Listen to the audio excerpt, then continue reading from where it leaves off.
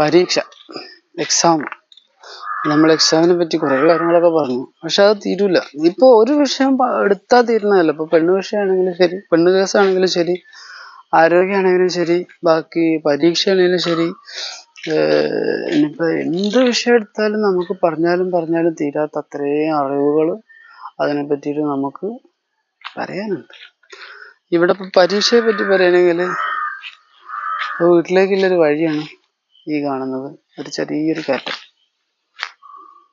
ഈ വഴി എന്ന് പറഞ്ഞാല് ഒരു കാലത്ത് മറ്റുള്ളവരുടെ പറമ്പുകളായിരുന്നു. അപ്പൊ ആ പറമ്പുകളിലൂടെ ഈ വഴി കെട്ടി ഇപ്പൊ ഇത് ഗവൺമെന്റിന്റെ രീതിയിലേക്ക്, പഞ്ചായത്ത് തലങ്ങളിലേക്ക് എത്തിച്ച് അങ്ങനെ ഓരോ രീതിയിൽ ഇന്ന് ഈ കാണുന്ന രീതിയിൽ ഇവിടം ആയിത്തീർന്നു. ഇതേപോലെ തന്നെയാണ് നമ്മുടെ നാഷണൽ ഹൈവേ ആണെങ്കിലും സ്റ്റേറ്റ് ഹൈവേ ആണെങ്കിലും ഓരോരുത്തർ കൊടുത്ത സ്ഥലങ്ങൾ വഴിയിലാക്കി അങ്ങനെ പിന്നെ ഗവൺമെന്റ് ഏറ്റെടുത്ത് സ്വന്തം. ഇപ്പൊ ഗവൺമെന്റ് പണം കൊടുത്ത് സ്ഥലം ജനങ്ങളുടെ അടുത്ത് നിന്ന് വാങ്ങുന്നതും അതും ഇതും അങ്ങനെയൊക്കെ കൂടെ ആയിട്ട് നിരവധി പരീക്ഷണങ്ങളുടെ ഫലമായിട്ട് തന്നെയാണ് ഇന്നീ കാണുന്ന നമ്മുടെ കേരള സംസ്ഥാനമാണെങ്കിലും ഇന്ത്യൻ രാജ്യമാണെങ്കിലും ഒക്കെ രൂപപ്പെട്ടത്.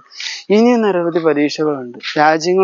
വിവിധ രാജ്യങ്ങൾ തമ്മിലുള്ള അതിർത്തികൾ, അത് ഇത് പിന്നെ ഈ പറഞ്ഞ പോലെ പല പരീക്ഷകൾ, അനവധി കമ്പനികളുടെ പോരാട്ടങ്ങൾ, കോർപ്പറേറ്റുകളുടെ ചൂതാട്ടങ്ങൾ, ഇതൊക്കെ നടന്നുകൊണ്ടിരിക്കുകയാണ്. ഇതിൽ റിയാലിറ്റി ആയിട്ട് ഈ ജീവിതമാകുന്ന വിജയം അത് ഒരു പരീക്ഷ തന്നെയാണ്. ശരിക്കും പറഞ്ഞു കഴിഞ്ഞാൽ പരീക്ഷയാണല്ലോ. ഓരോ SSLC എഴുതി, ഡിഗ്രി എഴുതി, PG എഴുതി ഒക്കെ റെഡി ആയിട്ട് ഡോക്ടറായവരുണ്ട്, എഞ്ചിനീയർമാരായവരുണ്ട്, വക്കീലന്മാരും ജഡ്ജിമാരും ഇവരൊക്കെ ആയവരുണ്ട്. പക്ഷെ ജീവിതത്തിലൊരു പരീക്ഷ ഉണ്ട്, വലിയൊരു പരീക്ഷ. എല്ലാവർക്കും നേരിടേണ്ട ഒരു പരീക്ഷ, മരണം എന്നത് മാത്രമല്ല. അത് ആർക്ക് വേണമെങ്കിലും എപ്പോൾ വേണമെങ്കിലും സംഭവിക്കാം. പക്ഷെ മരിച്ചു കഴിഞ്ഞാൽ വീണ്ടും ജനിക്കണം. ഇതിൻ്റെ ഇടയിൽ ഒരു പരീക്ഷ നടക്കുന്നുണ്ട്. ആ പരീക്ഷയിൽ എത്ര പേരാണ് കൃത്യമായിട്ട് പാസ്സാവുന്നത്? ഇത് എല്ലാവർക്കും ഒരുമിച്ച് നടത്തുന്ന പരീക്ഷ തന്നെയാണ്. ആര്?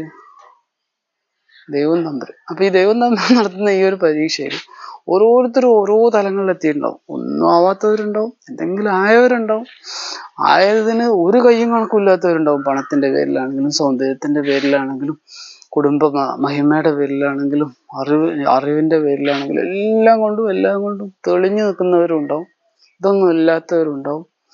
ആയവരും ആവാത്തവരും എല്ലാവർക്കും ഉള്ള ഒരു പരീക്ഷയാണ് മരണത്തിന്റെയും ജീവിതത്തിന്റെയും ഇടയിൽ എന്തൊക്കെയാണോ നമുക്ക് കിട്ടിയിട്ടുള്ളത് അതിനെ ബേസ് ചെയ്തുകൊണ്ട് വലിയൊരു ജീവിത പരീക്ഷ, അതായത് മരണാനന്തര ജീവിതത്തിന്റെ പരീക്ഷ തന്നെയാണ്. എഴുതി നോക്കാം.